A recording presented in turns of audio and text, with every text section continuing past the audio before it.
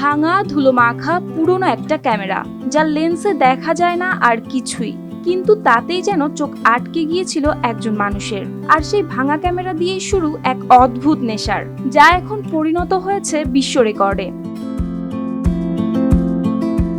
চেন্নাইয়ের একজন দন্ত চিকিৎসক বসন্ত রাও অরুণ পেশায় ডাক্তার হলেও তার মন জুড়ে ছিল ক্যামেরা সংগ্রহের নেশা। আর সেই নেশা এতটাই গভীর যে তিনি ইতোমধ্যে সংগ্রহ করে ফেলেছেন ৫,৭৬০টি স্টিল ফটোগ্রাফি ক্যামেরা। শুধু ভারতেই নয়, গোটা বিশ্বে তিনিই এখন পর্যন্ত সবচেয়ে বেশি ক্যামেরা সংগ্রহকারী হিসেবে পেয়েছেন গিনেস ওয়ার্ল্ড রেকর্ডের তকমা।